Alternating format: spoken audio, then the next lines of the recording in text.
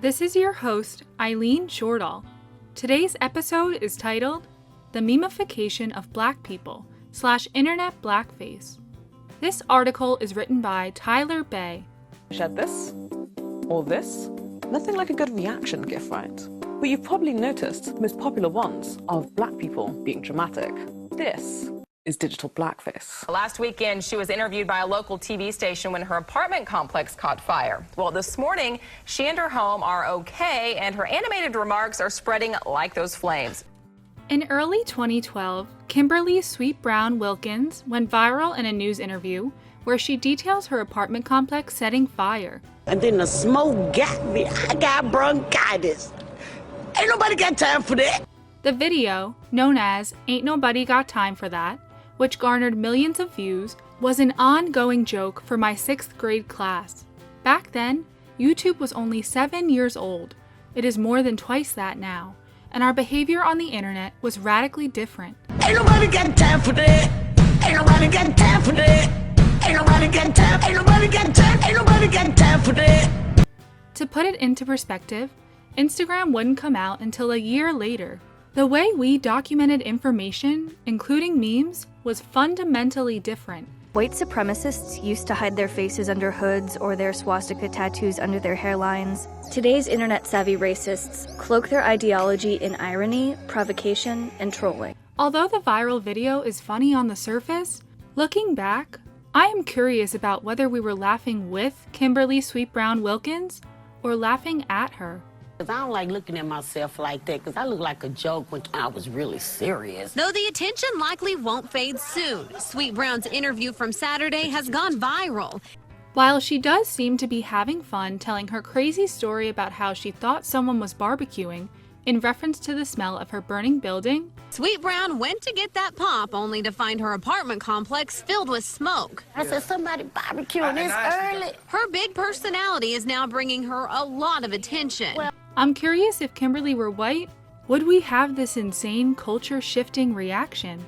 Kimberly Wilkins has a bubbly and funny personality. While some are questioning whether Sweet Brown was faking her reaction, her son says that really is his mother's personality. Yes, 100%, 1,000%. But it's not especially different from many of my black family members, aunts, and cousins. A lot of our popular memes are just seconds of black behavior. He's climbing in your windows, he's snatching your people up, trying to rape them, so y'all need to hide your kids, hide your wife. Black people use black memes because we can relate to them. Digital blackface is the 21st century version of that. White people using GIFs to perform some kind of exaggerated blackness. But I'm wondering what it means for white people to use black memes, emojis, and language on the internet. White people using dark-skinned emojis. This is a form of cultural appropriation, paying little respect to someone else's culture and using it however you please. White people, are you laughing with us or at us? That was no lady, that was my wife. A lot of pop culture takes from black culture and oftentimes doesn't really say they got it from black culture. The colonization of black culture. These misconceptions about language sort of perpetuate these racist ideas that continue to circulate in our society.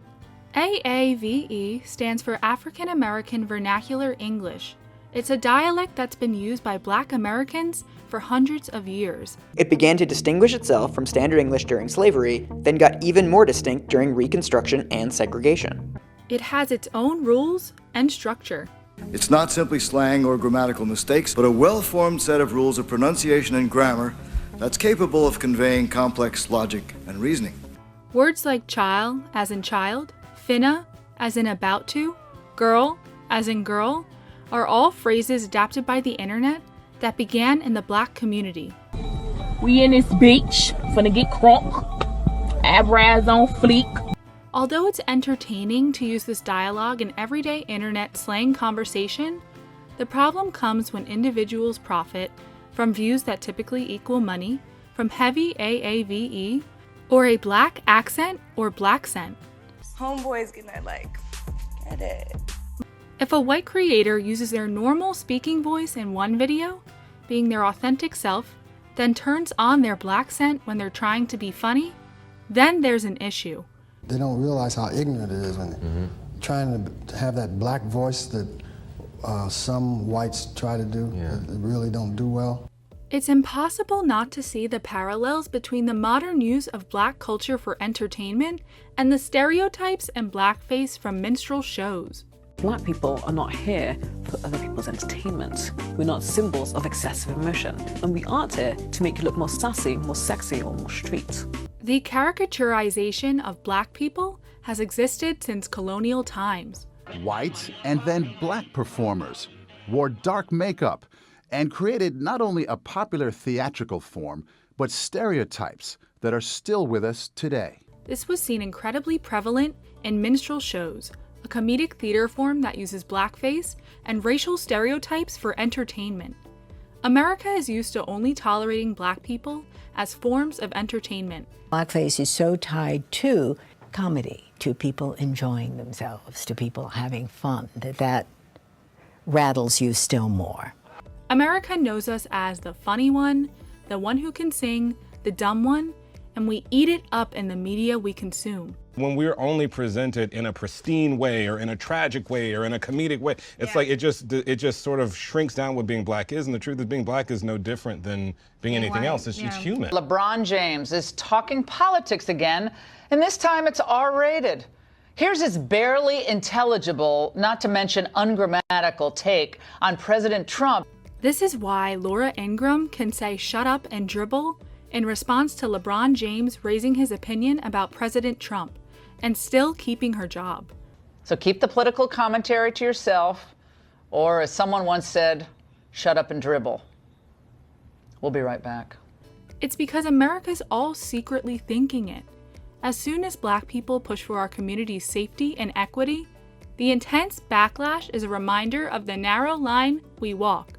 I'm numb to this commentary, must they run their mouths like that? Unfortunately, a lot of kids and some adults take these ignorant comments seriously. We'll definitely not shut up and dribble. I would definitely not do that. When popular TikToker Brittany Broski, aka Kombucha Girl, was checked for her use of AAVE, she defended its use under the guise of slang being internet culture. I ask myself, is this really existence? Is existence just pain? It do be tasting good though, I'm not gonna lie. While Brittany is quite southern and typically is decent to keeping her AAVE for comedic effect to a minimum, her response was poorly crafted. Dan, why'd you even match with me? Stupid bitch. You ugly anyway. Where your sass, your nonchalance, your fury, your delight, your annoyance, your happy dance, your diva, your shade, your yes moments. This is one of the major problems we're facing as users of the internet right now. If you, as a white person, find yourself excessively using black emojis, bitmojis, black memes, and GIFs, maybe you should think about why this is the case. It's difficult to watch these videos and not sense that their popularity has something to do with a persistent, if unconscious, desire to see black people perform. No, Brittany, this is not internet culture. It's caricaturing black people. According to Giphy, the most popular way for Americans to express happiness is this, and sadness, this. Are the popular Nicki Minaj memes funny? Or is it just black people and culture who you find funny? Nicki Minaj, is that you? Nicki, let's go to the beach. Let's go get away. They say what they gonna say. Grab a drink, click. Would the GIF or picture you're obsessed with be just as funny if it was a white person in the clip? Women of color in particular are called on really frequently to express emotions for us. From this unknown woman clapping in the Wendy Williams audience, to Oprah. While it may seem trivial to pick apart the way someone uses their keyboard on the internet of all things, This is rooted in a much deeper issue. What would America be like if we loved Black people as much as we love Black culture? Since we can so easily embrace Black people in our media and entertainment, why can't we embrace them in the real world? I'm not saying you have to be Black to post these GIFs. But what I am saying is think about what you're doing. Ask yourself why you're always drawn to that GIF or that emoji. Our place in the sun. The idea that you're expected to integrate into a culture and a society in which you're sort of putting on this code switch. I was taught to code switch in school, which is essentially shifting the way you speak depending on your audience. When we go to the grocery store, when we are driving, when we are, at work, when we're at home, when we're out, everywhere we have to code switch. It's something only disparaged groups of people have to do. So that in certain contexts, they use the vernacular. In other contexts, they will use something that's more considered to be more standard, mainstream standard English. I was taught that AAVE is not acceptable in professional settings. There's a similar pressing dilemma about the Black presentation of hair. Many companies deem dreadlocks, braids, and natural hairstyles to be inappropriate for a workplace environment. These Eurocentric standards about how the real world should operate intentionally exclude Black people. Sometimes, like when I go and get my hair cut in certain parts of the world, I gotta butch it up. Right. Sometimes when I go into a job interview, I gay it up because I think that makes me more accessible. Yeah. They want to see us on screen, not their conference rooms. We sometimes see that certain parts of us we have to turn down when we're in, more mainstream or white spaces. But you also don't want to be yes. perceived as a stereotype in certain instances. Although it may seem dramatic to complain about how someone partakes in their internet usage, until Black people can operate freely in spaces without oppression or discrimination, we will not sit idly by while you use us solely for your entertainment. And so to the extent that communities become less segregated, the nature of the variety probably will change. In I Am Not Your Negro by James Baldwin, he says, "You never had to look at me. I had to look at you. I know more about you than you know about me. Not everything that is faced can be changed, but nothing can be changed until it is faced." You're online a lot. You've probably seen Breonna Taylor being turned into just another meme. Whether it's putting her name on a picture of Rihanna's ass or mentioning her death in some caption of a random selfie. When you reduce our personality down to a mere source of entertainment for you, a tool, while still ignoring our issues, allowing our qualms to fall on deaf ears, you're operating as an agent of white supremacy. The looming shadow of slavery has contorted the white view of Black people, and the effects will never be alleviated if we continue to ignore the nuances. Just the worst experience of my life, and it's not funny. There's nothing to joke about. Black memes are used by Black people to express universal ideas and opinions amongst us. Black memes were never initially used for internet culture. The adaptation is flattering, and I'm not saying using Black memes or even AAVE makes you racist. It just means you might have some personal thinking to do. Using a few memes that just so happen to have Black people in them does not make you racist.